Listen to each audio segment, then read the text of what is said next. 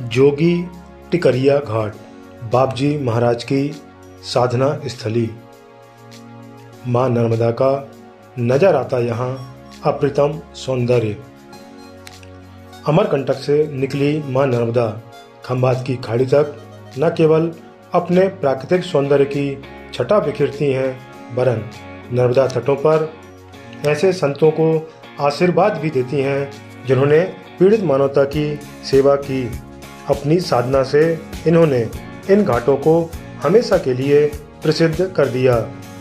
पूरे नर्मदा क्षेत्र में ऐसे लाखों स्थान होंगे जहां बड़े बड़े जोगी मुनीषियों ने साधना की और आज भी सूक्ष्म रूप से अपनी उपस्थिति का एहसास कराते हैं और नर्मदा भक्तों के दुखों को दूर कर रहे हैं।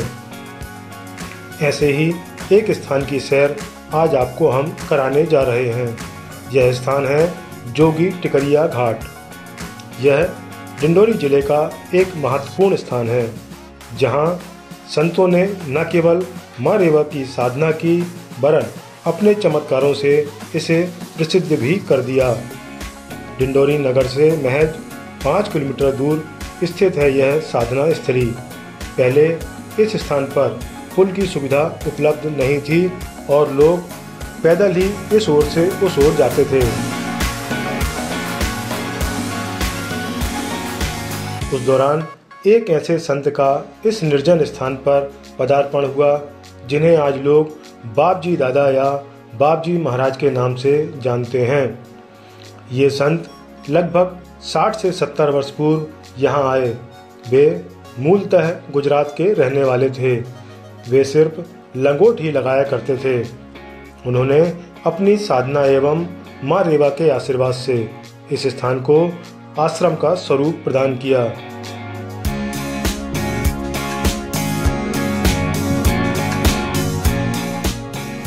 उनके यहाँ रहने से लोगों का आना जाना यहाँ प्रारंभ हो गया। बापजी महाराज इतने चमत्कारिक थे कि उनके कमंडल में रखी चाय कभी समाप्त नहीं होती थी।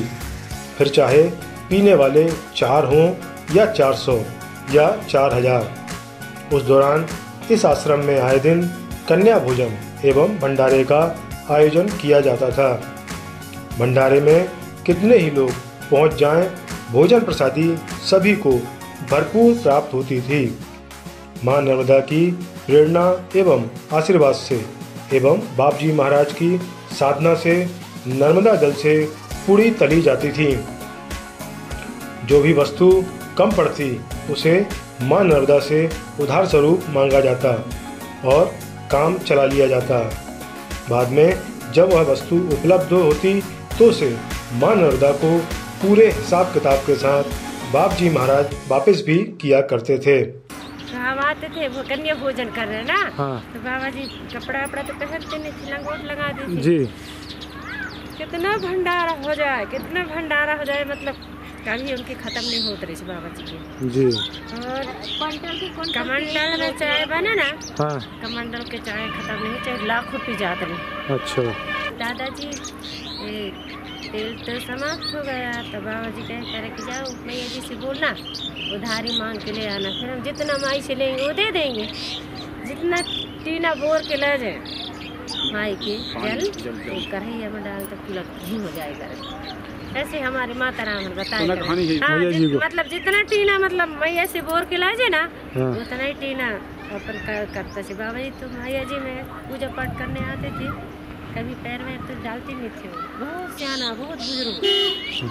तो जितना टीना वापस करे वहाँ से लिए उतना टीना बाबा जी वापस ला के देते थे। लगभग 1980 के आसपास जब बापजी महाराज ने समाधि ली तो उसी दौरान एक दूसरे संत नर्मदा जी की ओर से इस आश्रम में आए जिन्हें हरिहर महाराज के नाम से जाना जाता है। यहाँ के श्रद्धालु बापजी महाराज का ही दूसरा स्वरूप मानते हैं। कहते हैं कि बापजी महाराज ही रूप बदलकर उन्हें दर्शन देने आए हैं। और महाराज के बाद इस आश्रम में बंगाली बाबा ने साधना की, जिनकी समाधि आश्रम में ही बनी हुई है। यहाँ धूनी लगातार जलती रहती है। आश्रम में फूल एवं फल भी लगे हुए हैं जिनसे आश्रम की सुंदरता बढ़ रही है।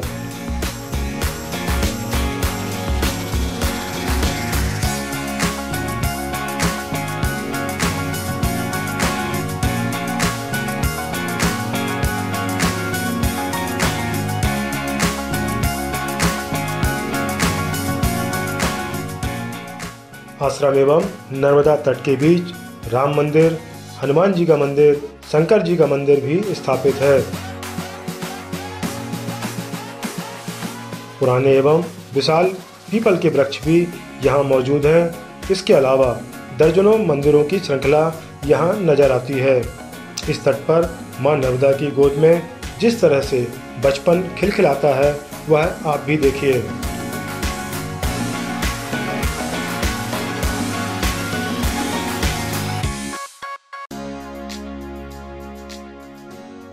यह स्थान जोगी टिकरिया इसलिए कहा जाता है कि नर्मदा के इस ओर जोगी समुदाय के लोग रहा करते हैं और टेकरी जैसा स्थान होने से इसे जोगी टिकरिया कहा जाने लगा।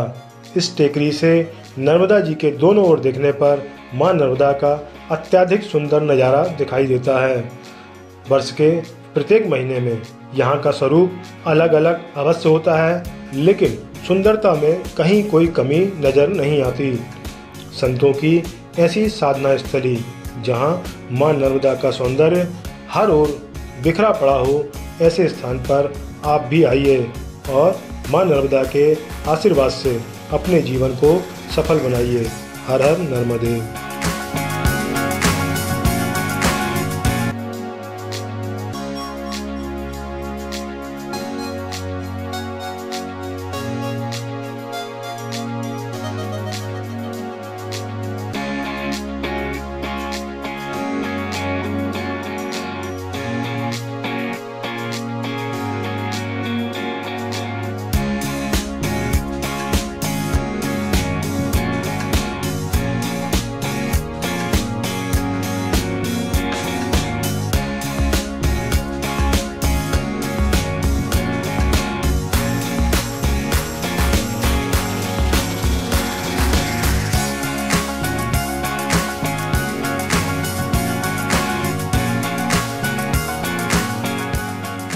बाद में बंगाली बाबा जी आए थे। उनके सानिध्य में आप रहे हैं? बंगाली बाबा जी 30-35 साल रहे करीब। जी जी। और 2012 में समाधि ली? देहांत तो उनका शरीर पूरा हुआ है। जी जी, उसके बाद से आप समाधि।